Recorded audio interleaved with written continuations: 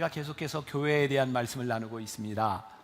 제가 지난주 3부 예배 시간에 그런 이야기를 했는데 제가 참 놀라운 기적을 경험한 거죠. 저는 설교를 굉장히 짧게 했는데 시간이 빨리 가는,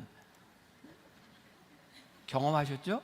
네, 오늘도 다른 순서들로들이 많이 줄이고 이 교회에 대한 중요한 말씀이기 때문에 제가 이제 말씀을 전할 텐데 저는 짧게 전할 거지만 시간이 조금 빨리 갈 수도 있습니다.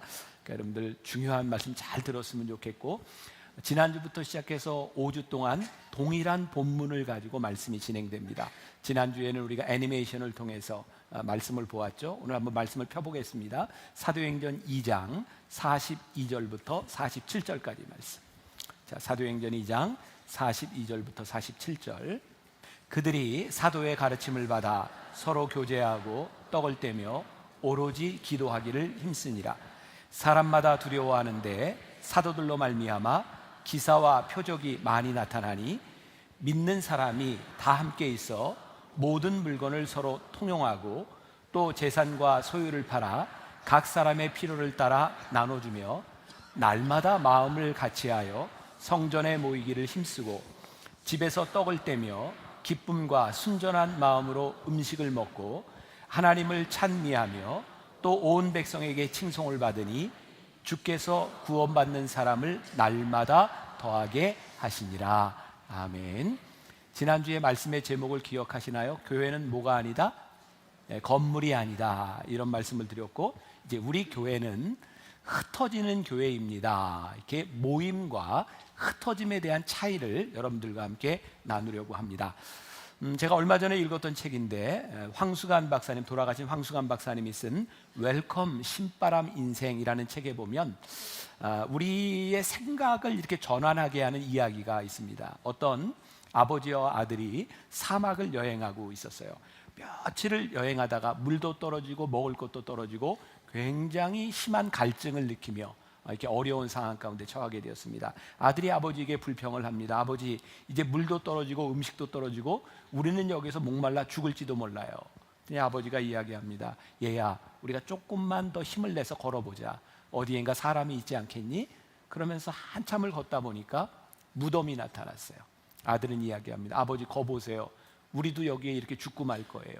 그때 아버지가 이렇게 말을 합니다. 얘야, 여기에 무덤이 있다는 이야기는 누군가 여기에 사람을 묻어줬다는 얘기가 아니겠니? 인가가 가까이 있을 거야. 걱정하지 마라. 이렇게 말을 합니다.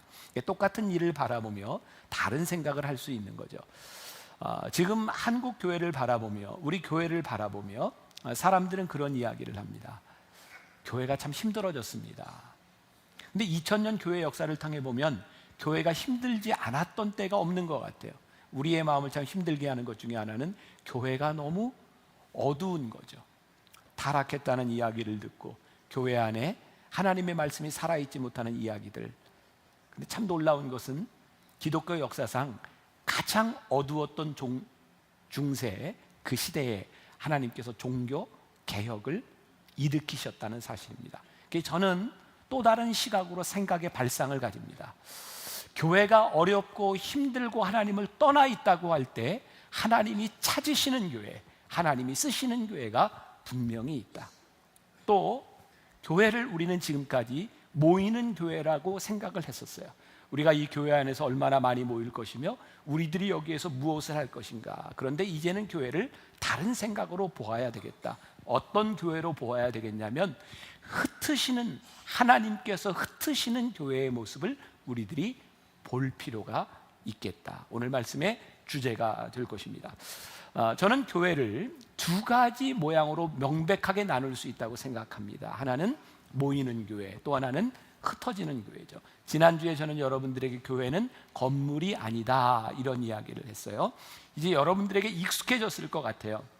교회를 이야기하는 단어가 있습니다. 하나는 에클레시아라고 하는 말이죠. 회중이라는 말입니다. 그러니까 교회는 건물이 교회가 아니라 주로 고백하는 사람들의 모임의 공동체가 교회다. 그것이 에클레시아라는 거예요. 그런데 중세 시대부터 교회를 독일어로 얘기하면 키르케라고 하는 말인데 church, 건물적인 교회로 보았던 거죠. 그래서 건물적인 교회에서는 건물을 다스리는 사람이 힘을 갖는다. 그래서 교회의 타락은 사람이 건물의 주인이 되고 교회의 주인이 되면서 교회가 타락합니다. 그런데 에클레시아, 하나님을 믿는 사람들의 공동체 안에서는 주인이 누구냐면 예수 그리스도가 되는 거죠. 그래서 지난주의 말씀과 연결해 보면 예수 그리스도의 다스림을 받는 교회, 그것이 우리가 추구하는 교회의 모습이다, 이런 말씀을 나누었습니다. 그래서 이 흩어지는 교회에서는요, 우리가 흔히 이야기하는 성공을 꿈꾸지 않습니다.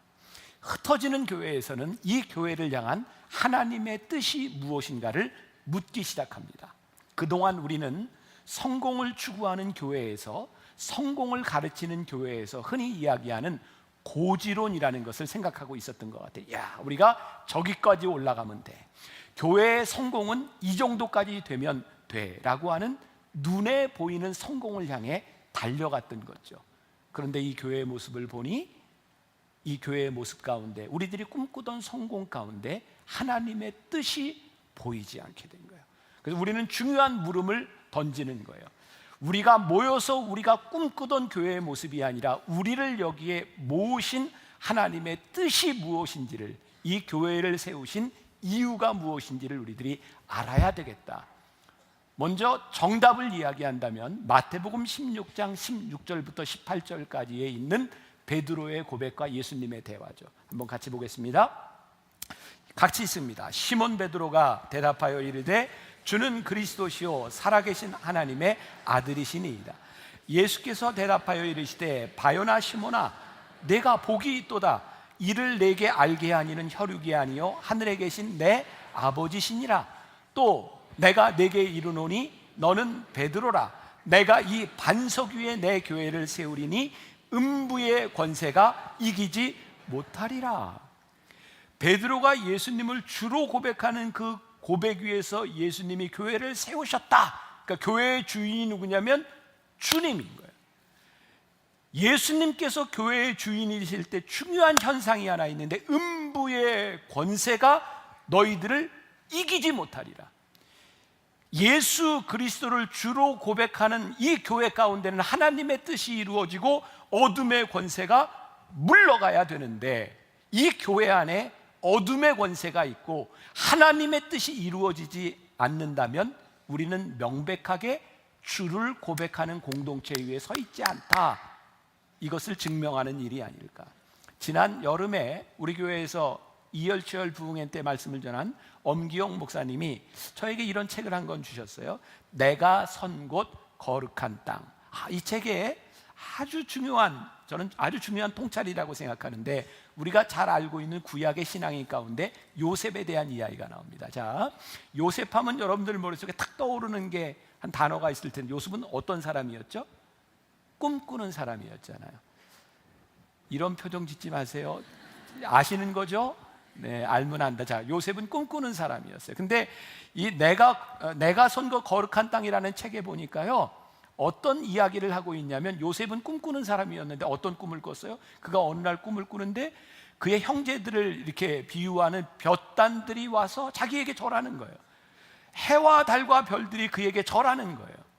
그래서 그것 때문에 요셉은 형들에게 미움을 받고 팔려갑니다. 요셉은 꿈꾸는 사람이었는데 하나님은 요셉이 꾸었던 꿈대로 이루신 분이 아니라, 하나님은 그 요셉과 함께 동행하시면서 하나님의 뜻을 이루신 분이라는 거예요. 사실 요셉은 그가 꾼 꿈 때문에 어려움을 당합니다. 근데 요셉이 어려움을 당할 때마다 성경에는 요셉에게 따라다니는 수식어가 하나 있었어요. 그게 뭐냐면 하나님이 그와 함께 하시니. 우리가 요셉을 바라보면 그를 우리는 형통한 사람이라고 이야기를 하는데, 그가 꿈을 꾸고 그가 계획을 세웠던 것을 이루었기 때문에 형통한 사람이 아니라, 그가 살아가는 인생 가운데 하나님이 동행하심으로 그의 삶이 형통했다고 말씀하고 있어요. 자, 이 책이 아주 재미있는 이야기더라고요. 요셉이, 여러분들께 궁금증을 가지시는지 모르겠지만, 그 당시 바로 왕의 꿈을 해석하여 준 것 때문에 모세가 총리가 됩니다. 어떻게 그런 일이 일어나? 아니, 꿈 해석해 줬다고 어떻게 이스라엘 사람이 애굽이라고 하는 큰 나라의 총리가 될 수 있겠습니까? 당시 이제 애굽의 왕을 우리가 바로라고 부르는 거죠. 그런데 역사가들의 이야기에 의하면 요셉이 꿈을 해석해 줬던 그 왕은 순수 애굽 혈통을 가진 사람이 아니라 이방의 혈통을 가진 사람이었다는 거예요. 그래서 그 사람은 애굽 나라의 다른 족속들을 정치적인 지도자로 세우는 일에 대하여 별로 거부감이 없었다는 거예요. 요셉이요, 총리가 되는데 별로 거부감이 없었다는 거예요. 430년이 지나고 그 땅에 요셉을 모르는 왕이 들어서죠. 또 다른 바로가 들어선 겁니다. 그때 누가 태어났냐면 모세가 태어났죠. 여러분 아시는 이야기죠? 모세가 태어날 당시에 모든 이스라엘에 태어난 남자아이들은 다 죽이라 그랬어요. 그때 모세를 살리기 위해서 갈대 상자에 넣어가지고 나일강에 띄어보내는데 그때 목욕을 하고 있던 바로의 공주가 그것을 보고 모세를 건져다가 키웁니다.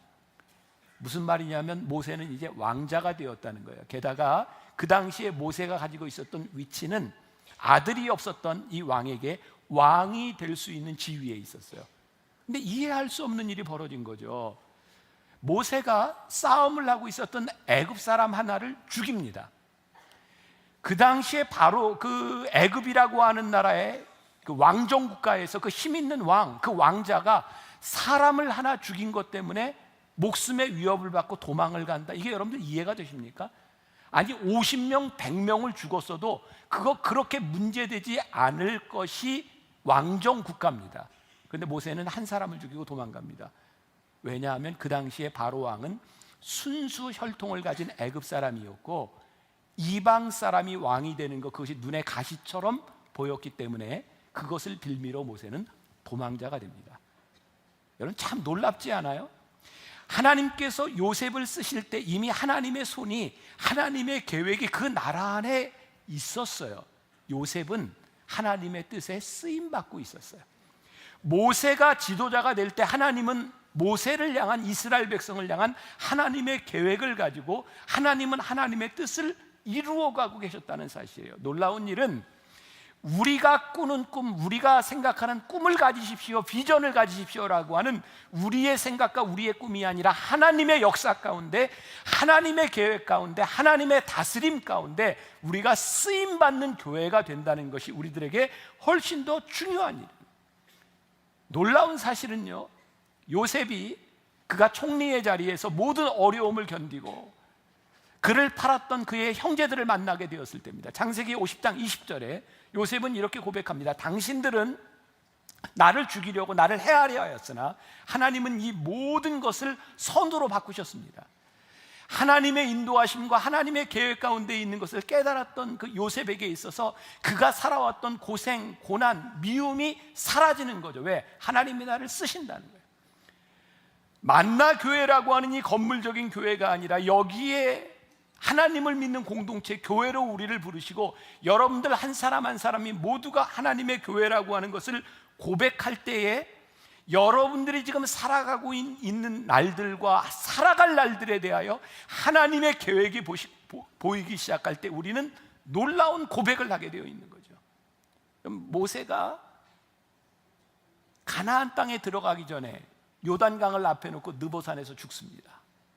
이거 우리 참 받아들이기 힘들지 않아요?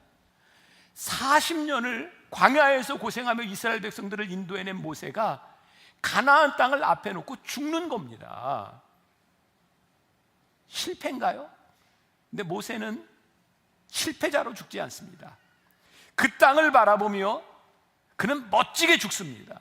왜냐하면 하나님의 계획이 여기까지임을 그는 고백할 수 있었기 때문에 그는 실패자가 아니라 하나님의 인도하심을 고백하는 사람입니다.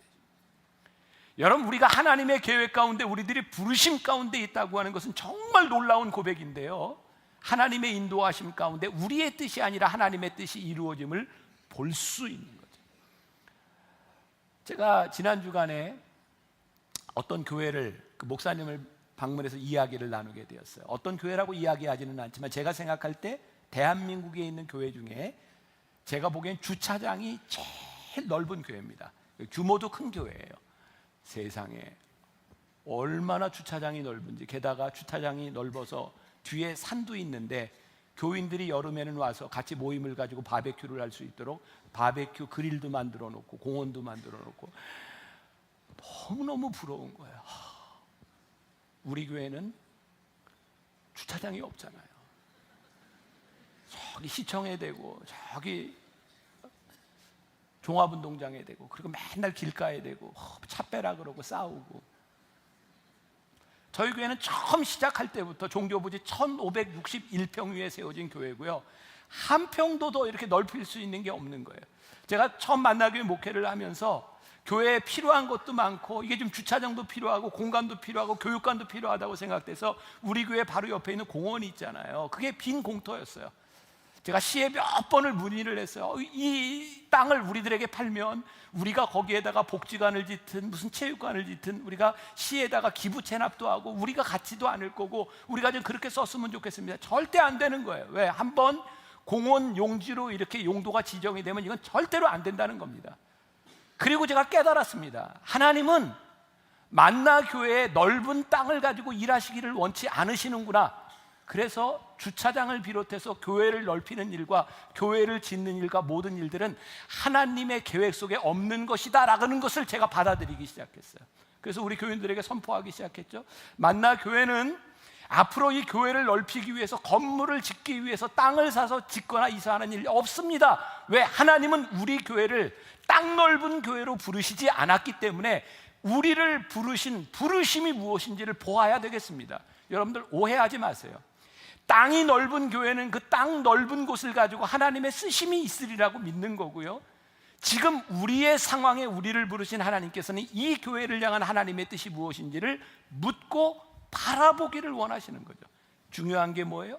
우리들이 있는 것 없는 것 이것에 대한 문제가 아니라 여러분들의 인생에 우리를 부르신 하나님의 뜻이 어디에 있는가를 바라보는 거죠. 그리고 보니 교회에서 보이는 게 있는 거예요. 아하, 하나님은 우리를 모이는 공동체로 부르신 것이 아니라 하나님의 꿈이 되어 우리를 흩어버리기 위해서 우리를 부르셨구나. 안타까운 일은요, 교회들이 우리 교회를 포함해서 많은 꿈을 꾸면서 하나님과 멀어질 수도 있구나라는 두려움이에요. 사도행전 3장에 보면 마가의 다락방에서 성령을 체험한 제자들이 처음 교회를 만들죠. 그들은 건물을 만든 게 아니라 교회를 이루었습니다. 그리고 베드로와 요한이 성전 미문 앞을 지나가다가 안진뱅이를 보게 됩니다. 그리고 유명한 이야기를 하죠. 구걸하는 안진뱅이에게 나에게 은과 금은 없으나 내게 있는 곳으로 내게 주노니 나사렛 예수의 이름으로 일어나 걸으라. 그 전까지 하나님의 뜻과 주를, 예수님을 주로 고백하지 못하는 교회 공동체에서는 나에게 은과 금을 가지고 너에게 행할 수 있는 일이 있다고 보았는데, 하나님의 다스림 가운데 들어오고 보니까 나에게 은과 금은 없으나 내게 있는 나를 다스리시는 예수 그리스도의 이름으로 명하노니 일어나 걸으라. 돈과 자원에 대한 문제, 힘에 대한 문제가 아니라 하나님이 우리를 어떻게 쓰시는가, 하나님의 주권하에서 우리들의 교회를 보아야 된다는 거예요. 하나님의 주권이 무엇인가? 교회가 건물이 아니고 전통이 아니고, 올 한 해 우리 교회에서 일어나는 여러분들이 어쩌면 수용하기 힘들 것 같은 그런 변화의 와중에 제가 이 교회론의 설교를 하는 이유가 무엇인가? 하나님께서 우리를 흩으시기를 원하시는 것이 우리들에게 보여야 된다는 거예요. 우리 교회에 지금은 여기 붙어 있지 않은데 예전에 저기에 성경 구절이 있었어요. 오라, 내가 너희를 쉬게 하리라. 옛날 교인들은 알아요. 가라, 내가 너희와 함께 하리라. 참, 이게 새가족이 한 번은 우리 교회에 와서 이렇게 새가족들에서 예배를 드리면서 새가족 애찬 때 그랬대요. 지네가 뭔데 오라 가라야, 뭐 이런 이야기를 했다 그래요. 우리 교회가 가지고 있었던 오라 가라, 제가 만나교회 담임 목사가 되면서 오라와 가라를 모이는 교회와 흩어지는 교회로 재해석했습니다. 이것이 만나교회의 목회 철학에 대한 부분이에요.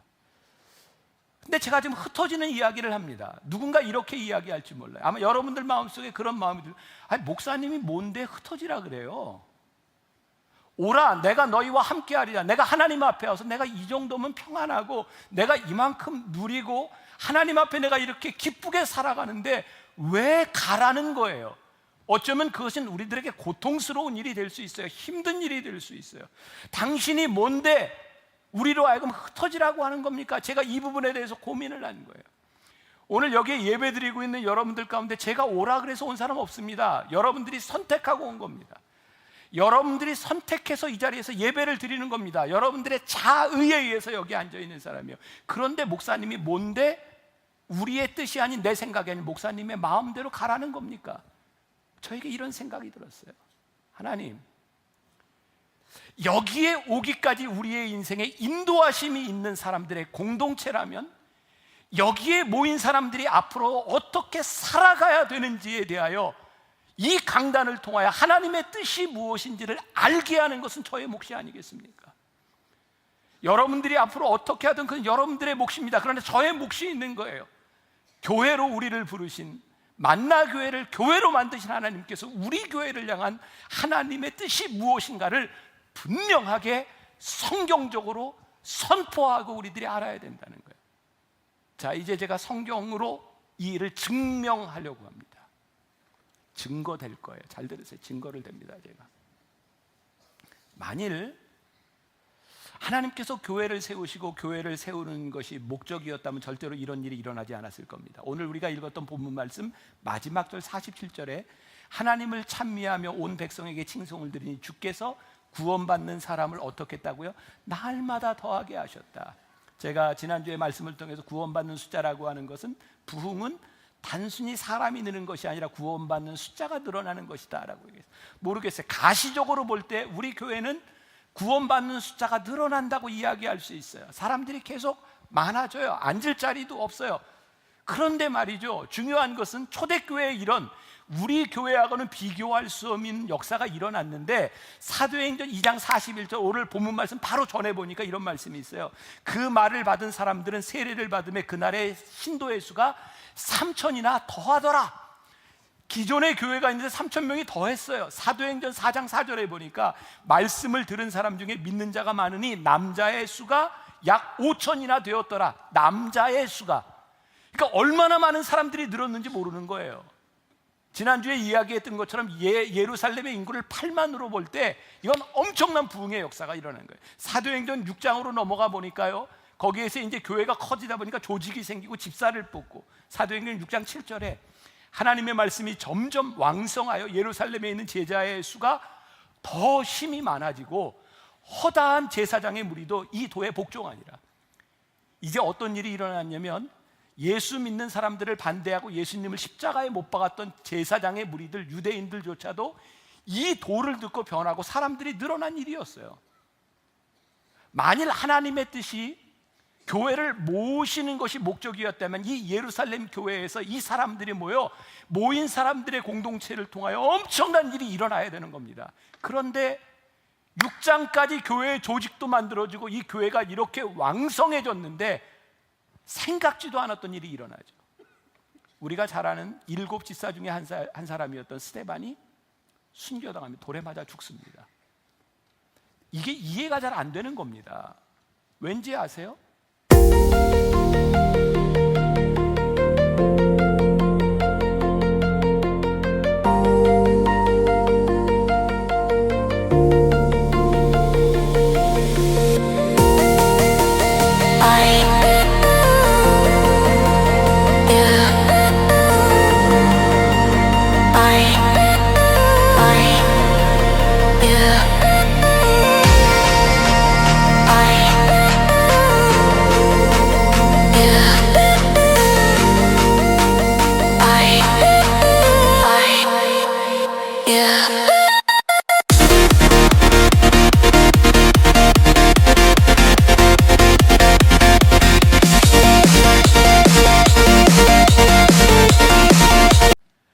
교회에 모였을 때 예수를 믿지 않는 사람들이요, 교회를 바라보며 칭송했다고 되어 있고요, 이전까지 예수 그리스도를 인정하지 않는 것 때문에 싸움하는, 말싸움, 악유하는 것들은 있었지만 사람을 죽이는 일이 없었어요.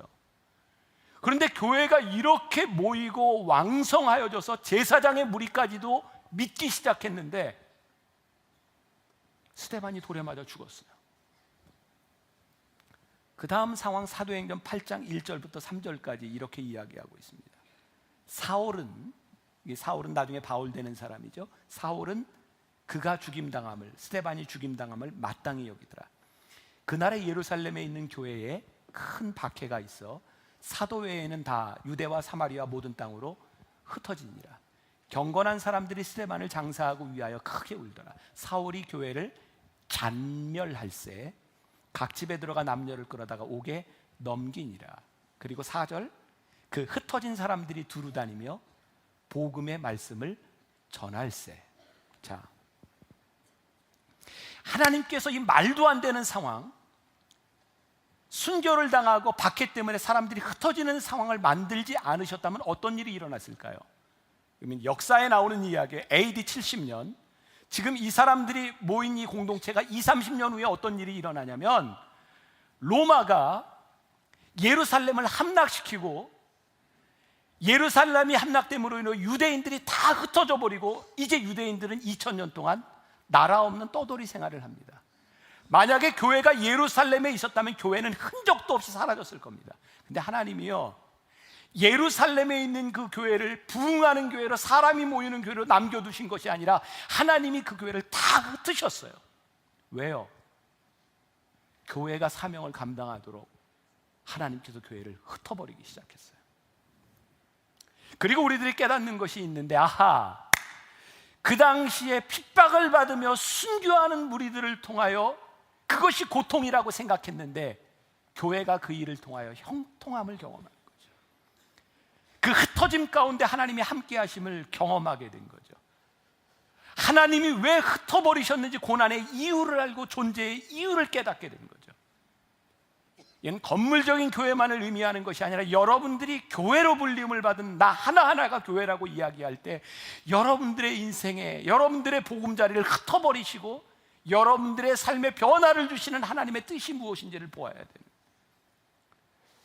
지금까지 여러분들에게 별로 하지 않았던, 처음 들어보는 이야기일 것 같아요. 제가 사진을 하나 보여드리겠습니다. 저 천막이 있죠. 저기 앉아 계신 분이 돌아가신 저희 어머니입니다.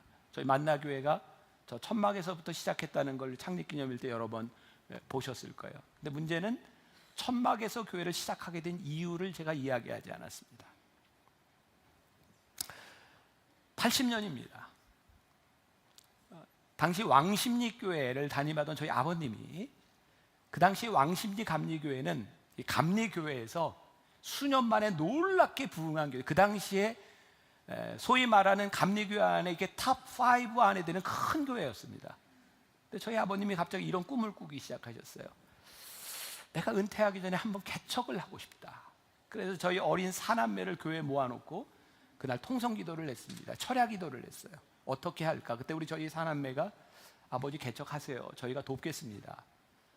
그래서 나갔던 교회가 지금 그 압구정동에 있는 현대아파트 앞에, 거기에서 처음 예배를 드리게 되는데 그때는 만나교회가 아니었어요.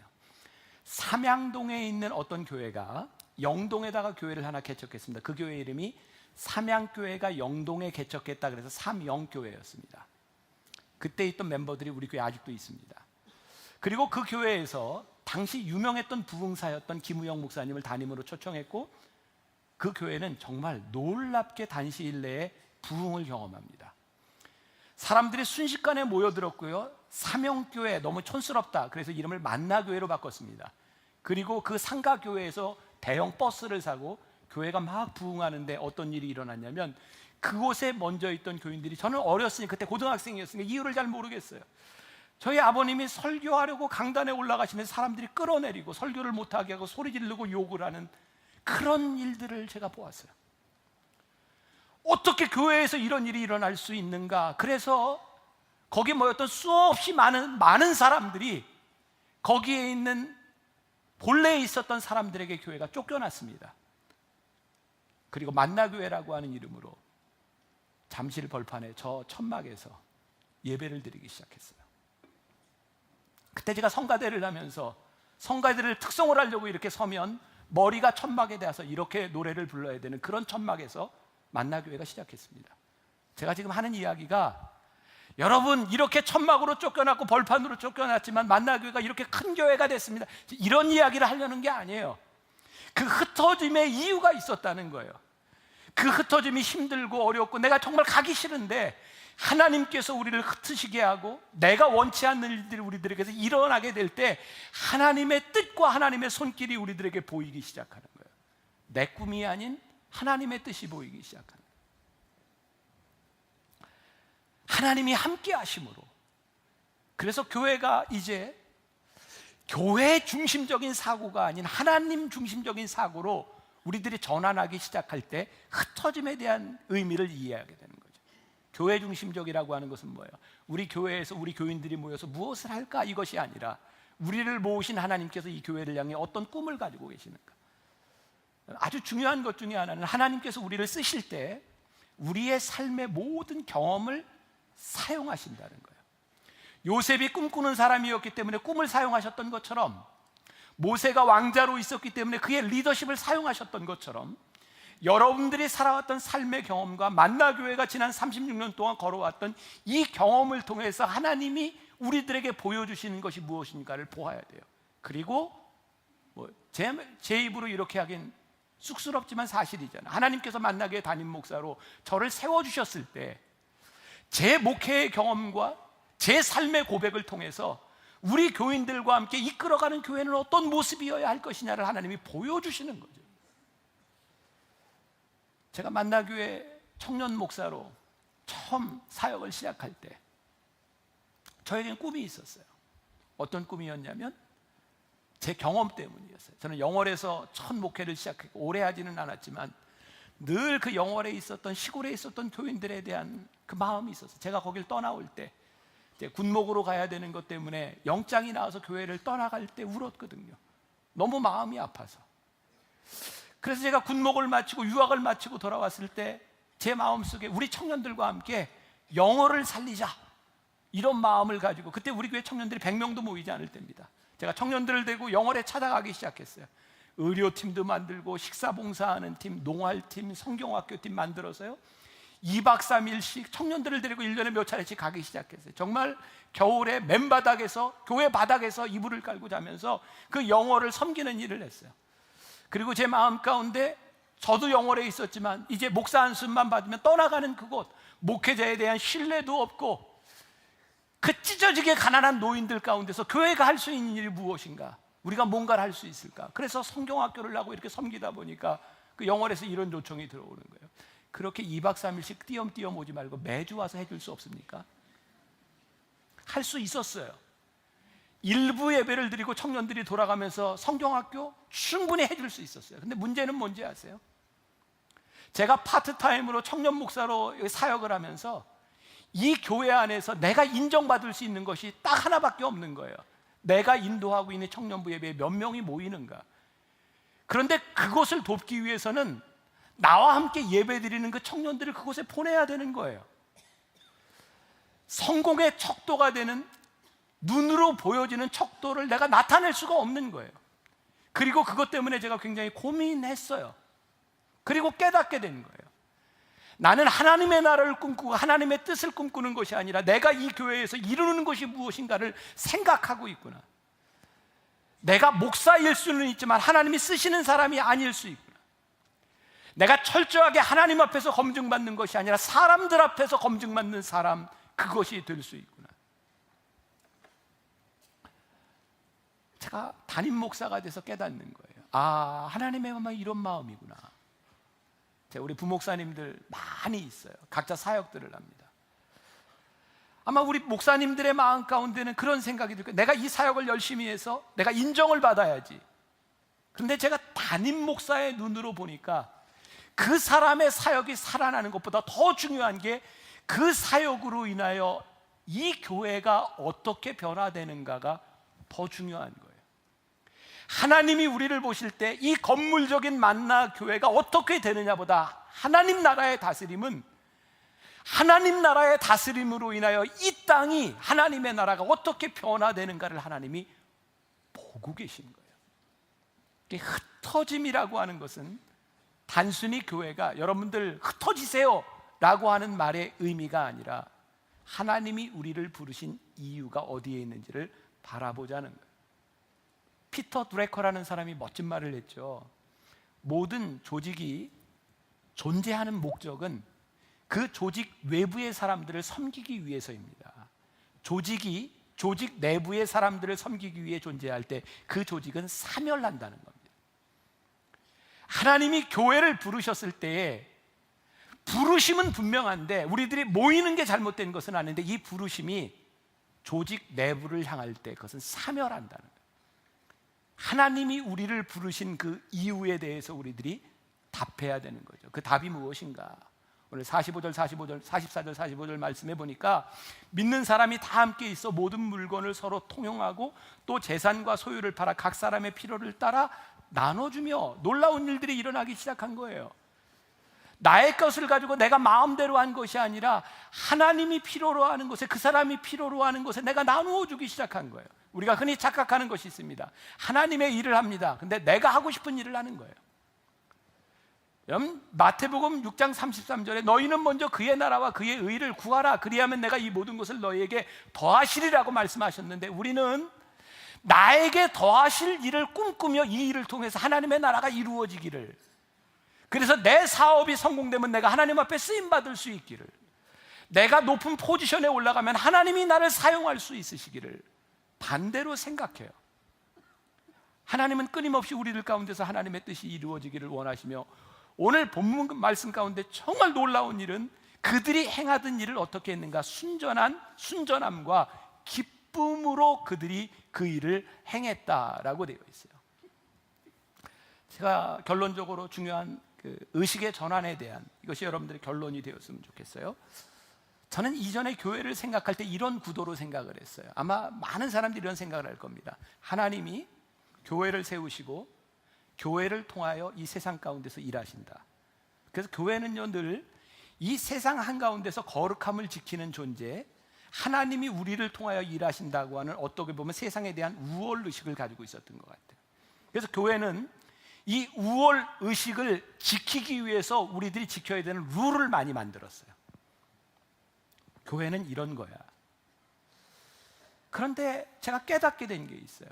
선교학을 공부하면서 하나님은 하나님의 일을 위해서 교회를 세우신 것은 분명하지만 하나님은 교회를 위해서 교회를 세우신 것이 아니라 하나님이 세상을 위하여 교회를 세우셨다는 거예요. 그리고 깨닫게 된 것이 하나님이 교회에서 일하시는 것이 아니라 하나님이 세상 가운데 일하신다는 거였어요.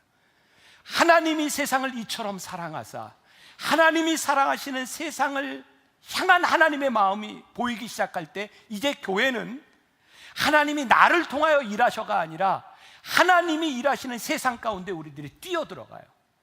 이건 놀라운 생각의 패러다임의 전환이에요.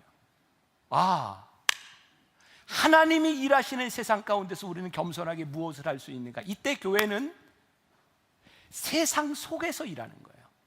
세속적이 되는 것이 아니라 세상 속에서 일하는 교회가 되는 거예요.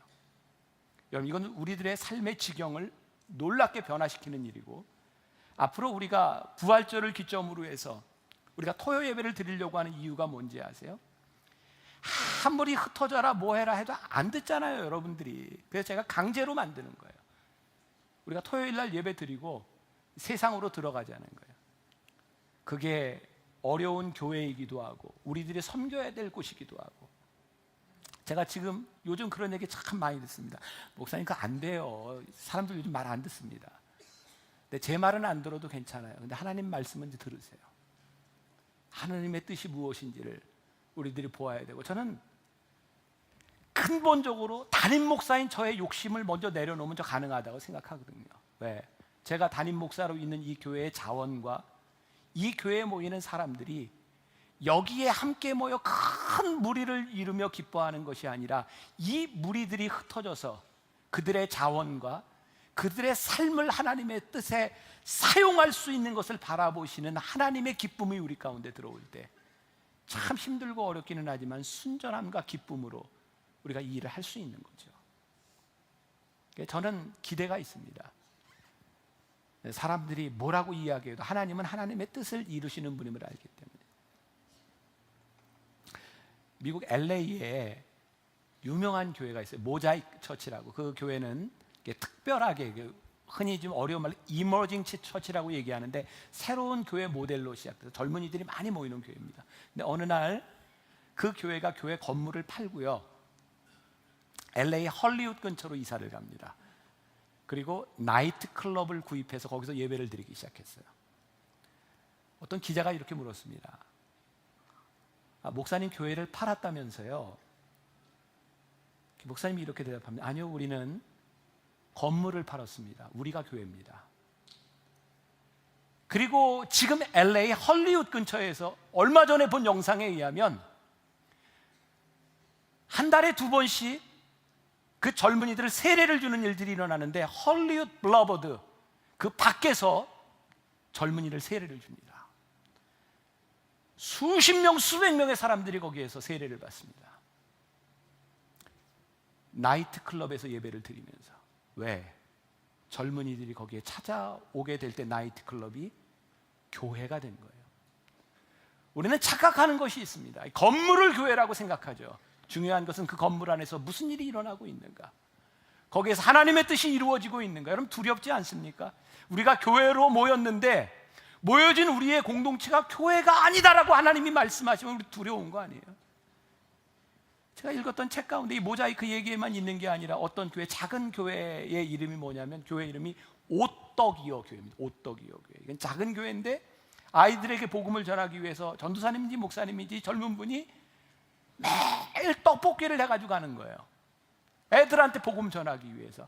새빨간 고추장에 묻은 그 떡볶이를 그 목사님은 시뻘건 복음이라고 이야기를 합니다. 아이들에게 떡볶이를 나눠요. 오떡이요 교회예요. 오떡이요. 그게 교회인 거예요. 우리가 어떻게 이 세상 가운데 세속적인 교회가 되는 것이 아니라 이 세상 가운데 교회가 되어 우리들이 흩어질 수 있을지. 이건 이제 하고 안 하고는 여러분들 마음이에요. 그거 어떻게 하겠어요? 근데 하나님이 분명히 우리들에게 물으실 겁니다. 너희가 교회인데 너희가 무엇을 했냐?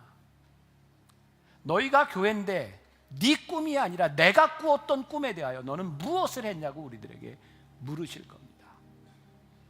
우리가 꿈꾸는 교회, 건물이 아니고 우리 교회는 어떤 교회? 흩어지는 교회.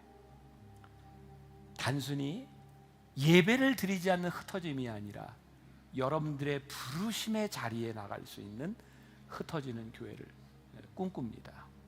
다음 주에는 우리 교회는 헌신합니다 라고 하는 제목으로 말씀을 나누게 될 거고요. 요 한 달 동안 설교도 좀 길고 합니다. 근데 참 놀랍지 않아요? 전 짧게 했는데 시간이 이렇게 빨리 간다는 게 중요하기 때문에 여러분들과 함께 이 말씀을 정말 깊이 나누고 싶습니다. 그리고 이 기간 중에 우리들이 늘 부르는 찬양, 교회여 일어나라. 건물의 교회, 만나교회가 아닌 여러분들 한 사람 한 사람이 주의 이름으로 일어날 수 있기를 주님의 이름으로 간절히 축원합니다. 우리 함께 찬양하겠습니다.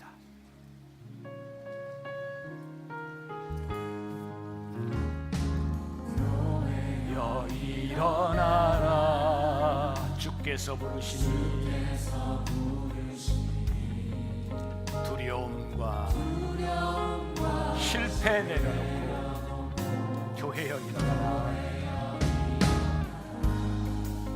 교회여 일어나라. 교회여 일어나라. 주께서 보내시니 부르신 삶의 자리에서 교회여 일어나라.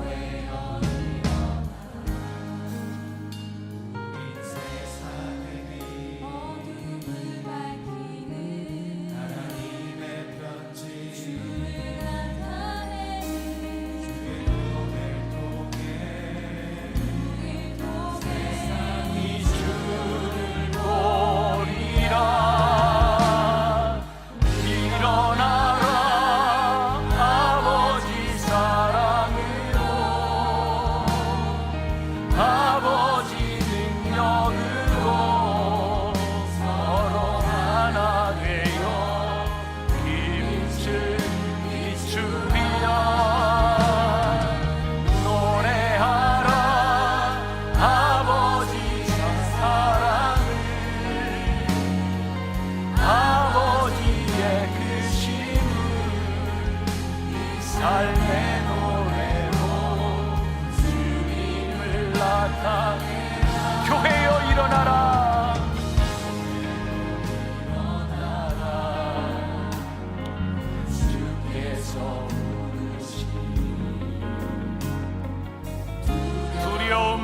실패 내려놓고 교회여 일어나라.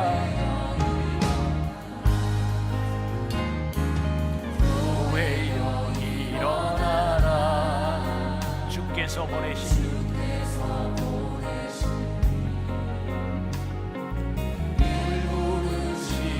삶의 자리에서 교회여 일어나라.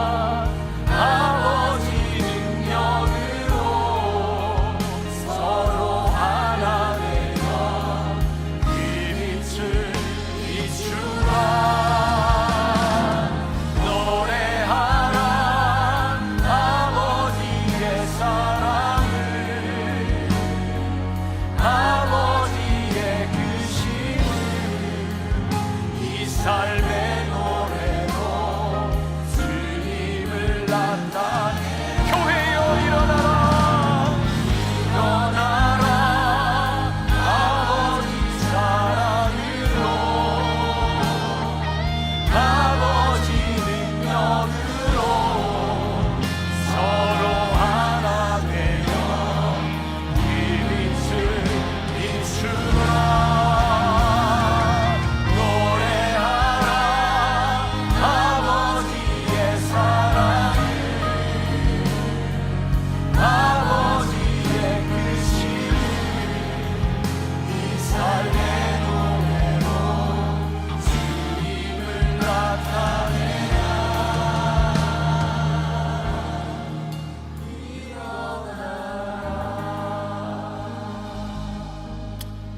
하나님, 오늘도 우리가 믿음으로 고백합니다. 우리들 한 사람 한 사람이 교회요, 만나교회 건물의 교회가 아니라 여기에 부르심을 받은 믿음의 공동체가 교회임을 고백합니다.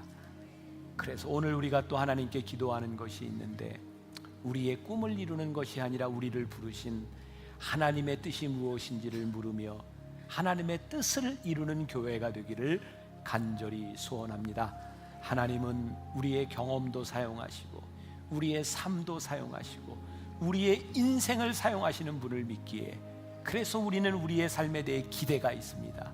하나님 우리를 어떻게 사용하실지, 하나님 우리를 어떻게 이끌어 가실지, 하나님의 꿈을 꾸는 사람들, 믿음의 고백이 있는 흩어지는 교회, 하나님 쓰시는 그런 교회 되게 하여 주옵소서.